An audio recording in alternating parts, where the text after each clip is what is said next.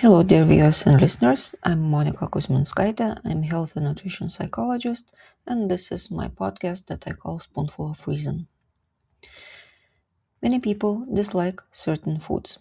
Sometimes the reasons lead back to unpleasant experiences in the past. I myself avoided eating raspberries after one very successful hike in the forest during which I ate way too many. Sometimes it is allergies or other substances that create unpleasant feelings in the digestive tract, so we unconsciously avoid such products. And at other times, it is an extreme form of picky eating that creates such a severe nutrient deficiency that we become ill.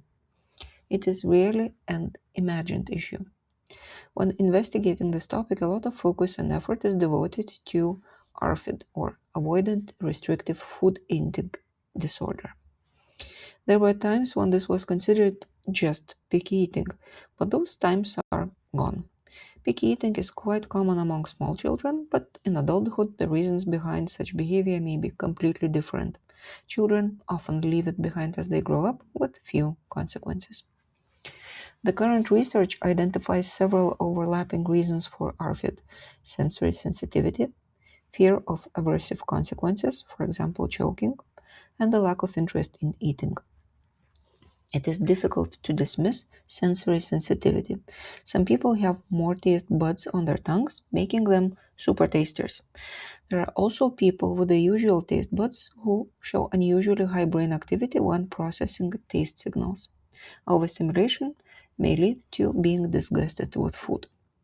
There are also studies among neurodivergent people showing clear correlations. For example, research results show that 50 to 80% of children in autism group can also be diagnosed with ARFID. It must be noted that in this group, picky eating stems from cognitive rigidity and should not be considered behavioral defiance.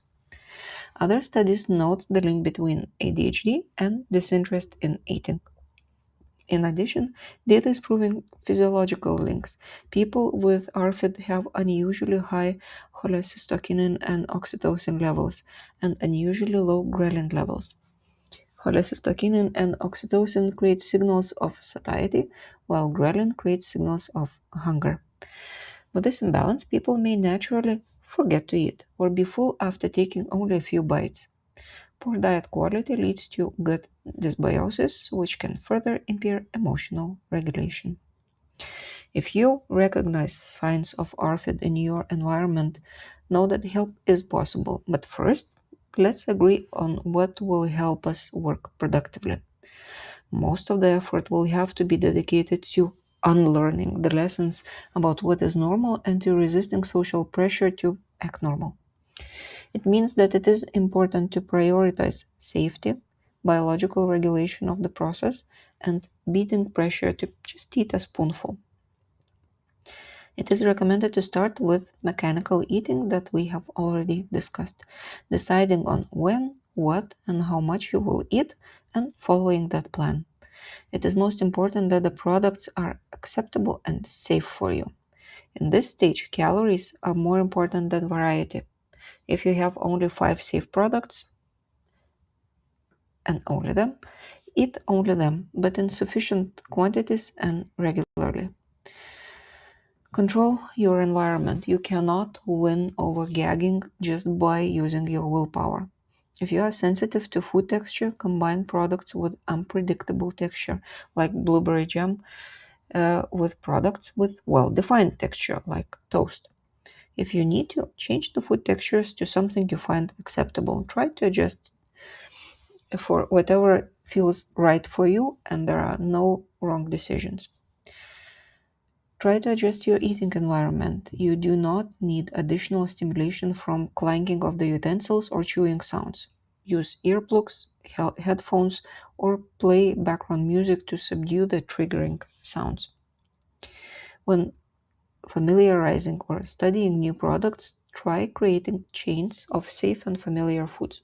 Choose a new product that is only 10% different from your safe food. Separate learning from eating new products. Eat in a safe environment, and when learning, do not force yourself to taste the new food. It is enough to look at it, smell it, or touch it. You don't really need to eat the whole meal just built out of the new product. Never dismiss the fact that someone avoids eating. Trying to force or otherwise manipulate people into eating is not good at present moment or in the future for adults and children alike. If you believe this is how the children are demanding your attention, then do pay your own attention to the reasons for such behavior. No children do that out of spite. Most likely they need your help with something they cannot handle on their own. If you notice an impact on health, do not hesitate to see your general practice doctor. That's all for this week. I'm Monica Kuzminskaite. I'm health and nutrition psychologist. I help to deal with simple and complicated issues around emotions, behavior, and thinking. I write, I give lectures, and I provide psychological counseling.